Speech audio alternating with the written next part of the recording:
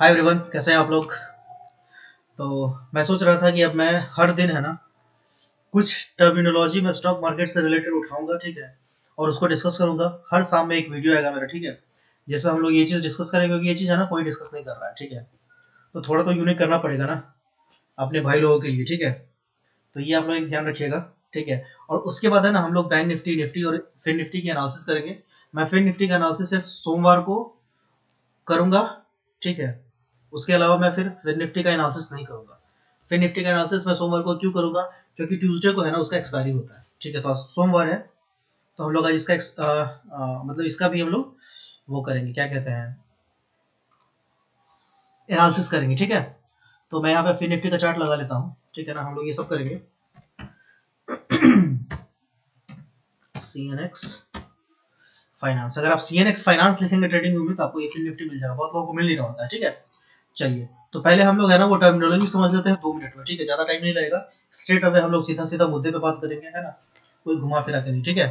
तो यहाँ पे है आर्बिट्राज, ठीक है। आर्बिट्राज का मतलब क्या होता है ना कि जब हम मार्केट में लोग क्या करते हैं, आर्बिट्राज का पहले आप सिंपल ऐसा मतलब समझिए कि आर्बिट्राज का मतलब होता है कि आप एक ही चीज को है ना कहीं से सस्ते में खरीद रहे हैं और उसी को कहीं पे है ना आप महंगे में बेच रहे हैं, ठीक है, अपने प्रॉफिट के लिए। और जो मार्जिन होता है वो आप प्रॉफिट उसमें कमाते हैं, ठीक है।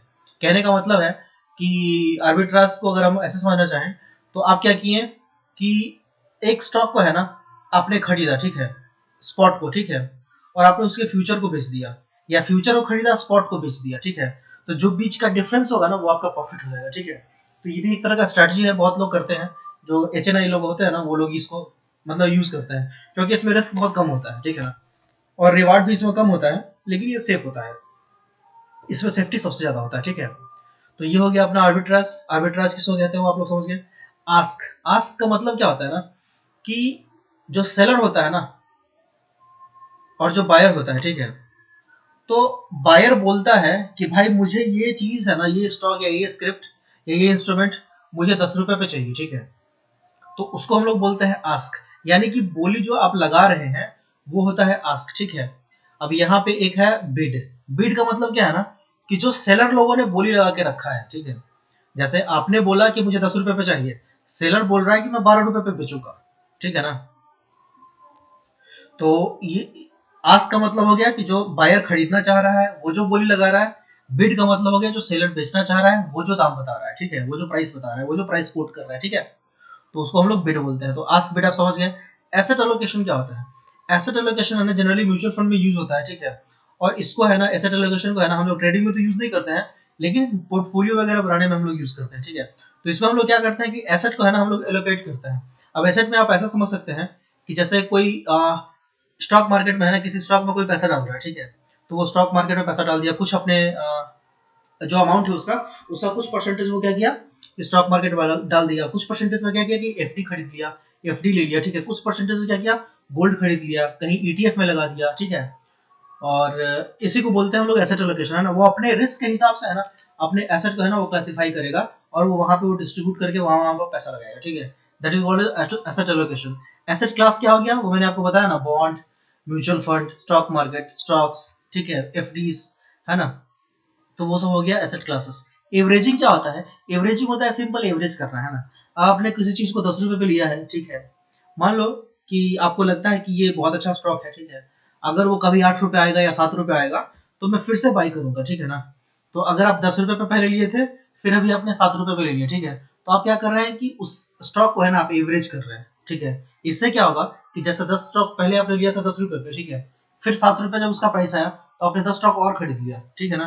तो आपका जो एवरेज प्राइस होगा ना वो 10 रुपए से घट करके नीचे आ जाएगा, ठीक है। तो यहाँ पे आपको एवरेजिंग का बेनिफिट मिलेगा, ठीक है। लेकिन ट्रेडिंग में हम लोग है ना जनरली एवरेजिंग नहीं करते हैं, क्योंकि वो लूजिंग ट्रेड हो जाता है। अगर आप एवरेजिंग तभी करते हैं ना, जनरली लोग एवरेजिंग कब करता है, जब उसको लॉस हो रहा होता है, वो सोचता है कि नहीं सस्ते में थोड़ा सा और खरीद लेते हैं तो अपने को फायदा होगा, ठीक है। और हमारा दाम कम हो जाएगा, जो हमारा एवरेज कॉस्ट जो एवरेज प्राइस होगा वो कम हो जाएगा। और मार्केट एक बार अगर बाउंस किया तो हम फायदे में आ जाएंगे ना। ऐसा कई बार नहीं होता है, कई बार हो भी जाता है, ठीक है। लेकिन हम लोगों को लूजिंग ट्रेड को हमेशा एवरेजिंग नहीं करना चाहिए, ठीक है। बियर मार्केट क्या होता है, बियर मार्केट वो होता है ना कि जब मार्केट डाउन ट्रेंड में चल रहा होता है, ठीक है, उसको हम लोग बियर मार्केट बोलते हैं। बुल मार्केट भी वही होता है, अगर अप ट्रेंड में मार्केट चल रहा है that is called bull market, ठीक है। बीटा क्या होता है, बीटा, ये बीटा एक ऐसा टर्म है जिसको हम लोग यूज करते हैं वोलेटिलिटी किसी से है ना हम लोग कंपेयर करके वोलेटिलिटी किसी चीज का चेक करते हैं।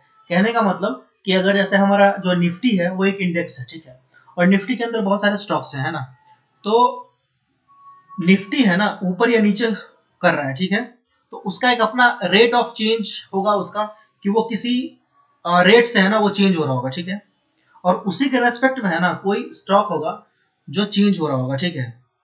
तो वोलेटिलिटी सिंपल समझिए, बीटा मतलब वोलेटिलिटी, जिसका बीटा जितना हाई होगा वो उतना वोलेटाइल होगा, ठीक है, ठीक है। अब बैंक निफ्टी और अगर हम निफ्टी को कंपेयर करें तो बैंक निफ्टी का बीटा ज्यादा है, निफ्टी का बीटा कम है, क्योंकि बैंक निफ्टी काफी वोलेटाइल है और निफ्टी क्या है उससे थोड़ा सा कंपेरेटिव कम वोलेटाइल है, ठीक है, तो उसको हम लोग बीटा बोलते हैं ना। ये 0, 1, 2 में ऐसे मेजर होता है, ठीक है। बिड मैंने आपको बता ही दिया। बिड आस्क स्प्रेड हो गया कि ये है ना जनरली हम लोग लिक्विडिटी चेक करने में इसको देखते हैं, बिड आस्क स्प्रेड, ठीक है, इसको हम लोग लिक्विडिटी जब चेक करते हैं तब इसका काम आता है। जैसे आप अपने ऑर्डर बुक में सॉरी जब आप बाई कर रहे होते हैं तो बाई करने से पहले आप देखते हैं ना जो मार्केट डेप्थ दिखा रहा होता है, ठीक है, आपके जोरदा में या एंजल में या कहीं भी किसी भी ब्रोकर में, तो वो जो बिड और आस्क का जो डिफरेंस होता है ना उसी को हम लोग बोलते हैं बिड और आस्क स्प्रेड, ठीक है।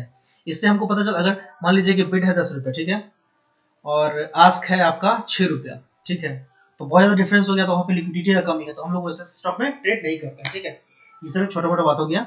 अच्छा, तीसरा चीज क्या हो गया, मतलब जो लास्ट चीज हो गया वो blue chip stock. Blue chip stock होता है ना जो अच्छे स्टॉक्स माने जाते हैं, ठीक है, जो निफ्टी 50 इंडेक्स में हो, ठीक है, जैसे आईसीसी बैंक हो गया, एचडीएफसी बैंक हो गया, एक्सिस बैंक हो गया, ठीक है, ये सब ब्लू चिप स्टॉक्स है, ठीक है, एसबीआई हो गया, है ना, तो ये सब ब्लू चिप स्टॉक है, एचडीएफसी हो गया, ठीक है, तो ये सब मतलब अच्छा स्टॉक है ना, जिसका मार्केट कैपिटलाइजेशन अच्छा है, जिसमें वोलेटिलिटी कम है, जिसका बीटा कम है, वो सब ब्लू चिप स्टॉक होता है, ठीक है। तो चलिए आज का हमारा ज्ञान यहाँ पे खत्म होता है, अब हम लोग चलते हैं अपने एनालिसिस में, ठीक है। इसको मैं करता हूँ डिलीट, और हम लोग देखते हैं कि भाई कल का मार्केट क्या लग रहा है ना, क्या लग रहा है कल का मार्केट क्या हो सकता है, ठीक है। तो ये हमारा हो गया भाई बैंक निफ्टी का ग्राफ, ठीक है।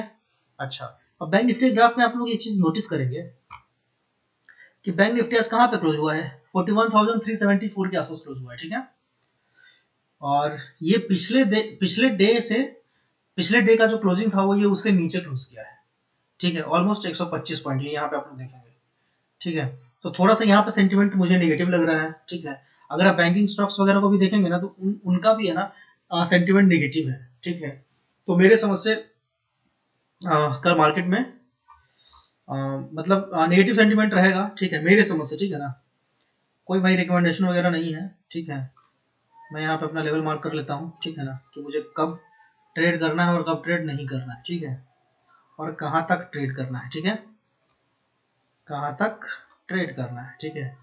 तो ये अपना हो गया भाई कल का रेंज, ठीक है ना, सिंपल है, आप ऐसा मार्क कर सकते हैं, कोई दिक्कत वाली बात ही नहीं है, ठीक है।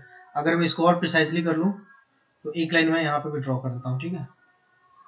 तो आजकल तो काफ़ी वोलेटाइल हो चुका है ना मार्केट, तो यहाँ पे है ना कहीं तो ये रुक सकता है, ठीक है। अब चलिए मैं ये डेली टाइम फ्रेम पे ये ड्रॉ कर लिया, ठीक है। अब मैं इसको 15 मिनट में करता हूँ, ठीक है ना। अब देखिए यहाँ पे क्या चल रहा है, हमारा जो हमारा जो बाइंग का जोन बनेगा, ठीक है, वो कहाँ बनेगा, ये जो लाइन मैंने ड्रॉ किया था इस लाइन को आप उठा करके यहाँ कर दीजिए, ठीक है। बस अपने को इस बीच में है ना कहीं भी मार्केट रहे, इस बीच में जब रहेगा तो अपने को कोई ट्रेड लेना ही नहीं है, ठीक है, क्योंकि ये रेंज बाउंड वाला ट्रेड है, ठीक है, ये रेंज बाउंड वाला एरिया है, यहाँ पे जब भी आएगा वो रेंज बाउंड हो जाएगा, ठीक है। तो यहाँ पे हम लोग ट्रेड नहीं करेंगे, हमारा ट्रेड कब होगा, या तो इसके ऊपर जाएगा तो हम लोग यहाँ तक का ट्रेड करेंगे, पहला पहला टारगेट का, और यहाँ पे जब ये आएगा तो पक्का एक बार नीचे गिरेगा, ठीक है ना। तो हम लोगों को हमेशा ये ध्यान रखना है कि अगर कल गैप अप भी हुआ, अगर कल गैप अप भी हुआ तो भी चांसेस है कि यहाँ से वो फिर नीचे गिर जाए, ठीक है। तो ये एक चीज ध्यान में रखना है ना। और अगर इसके नीचे गिरता है तो फिर हमारा पहला टारगेट ये होगा, दूसरा टारगेट ये होगा, तीसरा टारगेट ये होगा, ठीक है। और यहाँ से श्योर शॉट बाउंस आना ही आना, श्योर शॉट तो कुछ होता नहीं है मार्केट में, लेकिन मेरे समझ से ज्यादा बहुत ज्यादा चांस है कि यहाँ से इस लेवल से बाउंस आ सकता है, ठीक है। ये मैं एक्सट्रीम कंडीशन बता रहा हूँ, कभी धर धर धर ये जो कैंडल बना है ना ये वाला ऐसा वाला, अगर कहीं ऐसा कुछ दिन हुआ तो वो धर धर यहाँ तक आ सकता है, फिर यहाँ से हो सकता है कि बाउंस मार दे, ठीक है। तो ये हो गया अपना बैंक निफ्टी का एनालिसिस। अब हम लोग चलते हैं निफ्टी में, ठीक है। निफ्टी में बहुत ज़्यादा झंझट लग रहा है चार्ट वगैरह देखने से, है ना। इसको हम लोग थोड़ा सा फाइन कर लेते हैं, ठीक है। ये हो गया अपना, ठीक है। इसको मैं यहाँ कर देता हूँ, ठीक है। बाकी सब मुझे ठीक ठाक ही लग रहा है, कहीं कोई दिक्कत वाली बात नहीं है। ठीक है, अब मैं क्या करूँगा, इसको 15 मिनट के टाइम फ्रेम पे चेंज कर दूंगा। ठीक है, हाँ देखिए, अपने को कब ट्रेड नहीं करना है, अपने को जब तक ये इस रेंज में रहे ना, इस रेंज में, तब तक अपने को ट्रेड नहीं करना है। 17,874 से 17,699, ठीक है, 17,700, ठीक है ना, इस बीच में कोई ट्रेड बनता ही नहीं। अगर आप ट्रेड करेंगे आपका लॉस होगा, सिंपल समझ लीजिए। ठीक है, कुछ 30 मार खान होंगे, वो लोग भले प्रॉफिट कर सकते हैं, लेकिन भाई मैं तो 30 मार खान नहीं हूँ, मेरे से प्रॉफिट नहीं होने वाला इस रेंज में। और खास करके जो ऑप्शन बायर है उनसे तो बिल्कुल भी नहीं होगा। हाँ, ऑप्शन सेलर जो है वो आराम से कल दबा करके इधर इस पॉइंट को सेल कर दीजिए और इस पॉइंट को सेल कर दीजिए, और टाइम डीके का मजा लीजिए, आपको पैसा मिल जाएगा। ठीक है, सबसे इजी तरीका। ठीक है ना, और तो ये हो गया अपना निफ्टी का भी ऑलमोस्ट, है ना, कि अपने को इस रेंज में कुछ नहीं करना है। इस रेंज के अगर ऊपर जाता है तो हमारा पहला टारगेट ये वाला होता है। ठीक है, और यहाँ से ये फिर नीचे आएगा, तो ये चीज ध्यान रखना है। और अगर यहाँ से ये नीचे गिरता है तो हमारा पहला टारगेट ये होता है। ठीक है, तो ये एक चीज ध्यान रखना है। ठीक है, यही हमारा ट्रेड है। दूसरा टारगेट हमारा ये हो जाएगा, और ऊपर की तरफ आपका दूसरा टारगेट जो होगा वो ये होगा। ये भी काफी मेजर रेजिस्टेंस है। ठीक है ना, तो यहाँ पे अपने को सतर्क रहना है। ठीक है, निफ्टी भी खत्म। अच्छा, कल क्या है भाई, कल है फिर निफ्टी का एक्सपायरी। ठीक है, तो कल हम लोग करेंगे हीरो जीरो। ठीक है ना, तो हम लोग अभी पहले इसको एक बार सब कुछ डिलीट कर देते हैं और फिर देखते हैं कि हमारा हीरो जीरो फिर निफ्टी में कैसा होने वाला है। ठीक है, हीरो करेगा या जीरो करेगा, है ना। चलिए, इसमें हम लोग क्या करते हैं कि फटाफट फटाफट लेवल मार्क कर लेते हैं। पहला लेवल मैं आज के हाई पे मार्क करूंगा। ठीक है, दूसरा लेवल मैं आज के लो पे मार्क करूंगा। ठीक है, सेफर साइड के लिए। तीसरा लेवल मैं कल के लो पे मार्क करूंगा। चौथा लेवल मैं इधर इसके ऊपर मार्क करूंगा। ठीक है, काम खत्म। पांचवा लेवल अगर मार्क करना हो कि भाई मार्केट एकदम अच्छा वाला बुलिश हो गया, तो अपन यहाँ तक जाएंगे। ठीक है, 18,891। ठीक है, यहाँ तक, या आप इसको थोड़ा सा बढ़ा भी सकते हैं, यहाँ पे तक भी जा सकते हैं, कोई दिक्कत नहीं है। ठीक है ना। तो हमारा जो फिन निफ्टी का कहानी है कुछ ऐसा दिख रहा है। अब इसको अपन क्या कर लेंगे, 15 मिनट में ट्रांसफर कर लेंगे। ठीक है, यहाँ पे आ गए हम लोग 15 मिनट में। चलिए, अच्छा अब यहाँ पे देखिए, यहाँ पे भी क्या है कि अपने को इस रेंज में ट्रेड नहीं करना है भाई। ठीक है ना, अपने को मूवमेंट कब मिलेगा, मूवमेंट तभी मिलेगा जब ये वाला लाइन को ये ब्रेक करे और इधर ब्रेक करे। ठीक है, या तो ये इधर जाए, इस एरिया यहाँ से इधर आ जाए, या फिर इधर आ जाए। ठीक है, 15 मिनट के टाइम फ्रेम पे अगर मुझे कहीं भी यहाँ पे कोई कैंडल दिखता हुआ, बॉडी क्लोज करता हुआ, स्ट्रॉन्ग बॉडी क्लोज करता हुआ दिखे, तो अपन उसके ऊपर हाई को मार्क करके बाई करेंगे। ये टारगेट था, पहला टारगेट के लिए। पहला टारगेट हमारा यहाँ तक होना चाहिए। ठीक है, 18,663 तक। ठीक है, और दूसरा टारगेट फिर इसके ऊपर ये वाला हो जाएगा। ठीक है ना, 19,000 तक। ठीक है, नहीं वो तो कुछ ज़्यादा ही हो गया ना, 18, हाँ 18,800 तक का रख सकते हैं, 18,900 का भी रख सकते हैं। मैं मार्क कर ही देता हूँ ना, तो कुछ लोग बोलेंगे कि ये क्या यार, इतना इतना टारगेट थोड़ा ना होता है। बात तो सही है, इतना इतना तो टारगेट नहीं होता है। ठीक है, तो ऐसे भी एक चीज समझिए कि हमेशा है ना 50 पॉइंट पे एक साइकोलॉजिकल लेवल होता है। ठीक है, तो वहां पे अपने को अलर्ट रहना है, सतर्क रहना है। ठीक है, बाकी अपना ये फिन निफ्टी का भी हो गया। अब चलिए, मैं 4 स्टॉक मैं चुन करके रखा हुआ है। ठीक है, वो मैं आप लोगों को एक बार बताता हूँ किधर गया वो 4 स्टॉक। ये रहा, ये देखिए पीटीलाइट। ठीक है, कल हम लोग इसको सेल करने की सोच सकते हैं। ठीक है, इंट्राडे में। ठीक है, हमारा जो टारगेट रहेगा, अगर ये इसके नीचे ब्रीच करता है 2321, ठीक है, तो हमारा जो टारगेट होगा, फर्स्ट टारगेट, वो यहाँ तक होगा, कहीं पे इस एरिया तक कहीं तो होगा टारगेट। ठीक है, हो सकता है यहाँ तक भी आ जाए। ठीक है, तो हमारा जो टारगेट होगा वो यहाँ तक का टारगेट हम लोग कल का एक्सपेक्ट कर सकते हैं। ठीक है, लेकिन हमारा स्ट्रिक्ट स्टॉप लॉस क्या होगा, हमारा स्ट्रिक्ट स्टॉप लॉस हमारा ये वाला पॉइंट होगा, ये वाला पॉइंट।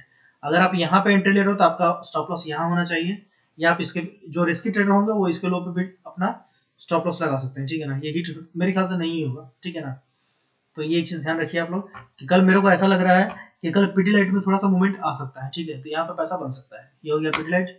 हम लोग चलते हैं हिंडाल्को में। हिंडाल्को को अगर आप देखेंगे तो हिंडाल्को भी मुझे थोड़ा सा बुलिश दिख रहा है। ठीक है, तो आप बोलेंगे कि भाई यहाँ पे तो रेड रेड कैंडल है, आपको बुलिश ऐसे दिख रहा है ना, तो मुझे रेड रेड कैंडल है, बुलिश इसलिए दिख रहा है कि यहाँ पे है ना, देख रहे हैं आप, ये कितना स्ट्रॉन्ग कैंडल है ये वाला। ठीक है, तो आज इसने यहीं पे क्लोजिंग दिया है। ठीक है, तो मेरे समझ से कल यहाँ पे आएगा ना, तो एक बाउंस बनता है इसका। ठीक है, तो हम लोग कल देखते हैं कि कहाँ तक बाउंस बनता है। तो मेरे समझ से जो इसका होगा, पहला टारगेट ये वाला होगा पोर्शन। ठीक है, और दूसरा टारगेट ये वाला पोर्शन होगा। ठीक है, स्टॉप लॉस इसमें हम कहाँ रखेंगे, स्टॉप लॉस हम इसमें यहाँ तक रखेंगे, इस वाले पॉइंट तक बस। ये हो गया अपना स्टॉप लॉस। ठीक है, 445 का। तो इतना अपने को रिस्क लेना है और हमारा रिवार्ड ये इतना है, ठीक है। तो 1:3 1:4 कल मेरे समझ से हिंडाल्को में मिल सकता है। इतना तो नहीं मिलेगा ना, लेकिन ये वाला जो आपका ये जो टारगेट है ना 457 ये आपको मिल सकता है, ठीक है। चलिए इन्फोसिस का चलते हैं। इन्फोसिस में मेरा जो सेंटिमेंट है वो थोड़ा नेगेटिव लग रहा है, ठीक है। तो हो सकता है तो कल इन्फोसिस है ना इसके नीचे गिरे, ठीक है, और यहाँ तक आपको कल इन्फोसिस दिख जाए, हो सकता है ऐसा, ठीक है। आई एम जस्ट गेसिंग, मैं तुक्का लगा रहा हूँ, ठीक है ना भाई। इंडिगो में चलते हैं, इंडिगो को देख लेते हैं। ये देखिए इंडिगो कैसे ट्रैप किया है लोगों को। This is called as trapping और फेक ब्रेकआउट। यहाँ पे क्या किया, कंप्लीट वाला ये क्या किया ना कि ये एक रेंज बनाया, ठीक है, और इस रेंज को है ना इसने ताकत के साथ स्ट्रॉन्ग कैंडल के साथ इसने ब्रेक किया, और जहां पे ये खुला वहीं से ये नीचे आ गया, ठीक है। अब कल हम लोगों को क्या करना है, कल हम लोगों को ये करना है कि कल अगर आपको 2060 के नीचे दिखे, 2060 के नीचे दिखे तो आप यहां तक के लिए आ सकते हैं, ठीक है। और मैं एक चीज और बता दूं भाई कि मैं किसी को बाय बाय करने के लिए बोल नहीं रहा हूँ, है ना, तो कोई किसी का लॉस वॉस हो तो भाई मुझे बोलना मत, ठीक है। आप लोगों का प्रॉफिट आपका, लॉस भी आपका, ठीक है। तो ये एक चीज ध्यान में रखना है। तो ये मुझे इंडिगो में ऐसा कुछ दिख रहा है, ठीक है। पीडीलाइट को भी देख लेते हैं, पीडीलाइट में मुझे ठीक लग रहा है ना। पीडीलाइट में भी मुझे लग रहा है कि पीडीलाइट तो मैंने शायद डिस्कस कर ही लिया था, चलिए ठीक है। तो ठीक है, यही था मेरा आज का एनालिसिस, ठीक है। मिलते हैं कल शाम को इसी वक्त। Bye bye, take care. हो सकता है तो मैं एक आध वीडियो लाइव मार्केट में रिकॉर्ड करूं, ठीक है, क्योंकि लाइव मार्केट में समझने में है ना ज़्यादा आसान होता है। ऑफलाइन मार्केट में तो सब कुछ इजी इजी दिखता है ना, तो मैं सोच रहा हूँ कि लाइव मार्केट में मैं अब स्टार्ट करूँ वीडियो रिकॉर्ड करके डालना, ठीक है। तो आप लोग को नोटिफिकेशन मिलेगा, आप लोग देख लीजिएगा, है ना। कुछ ना कुछ तो सीखने को मिलेगा ही। अलग बात है आपका 5-10 मिनट वेस्ट हो, ठीक है ना। खैर कोई नहीं, कुछ पाने के लिए कुछ खोना पड़ता है भाई लोग। Bye bye, take care, good night.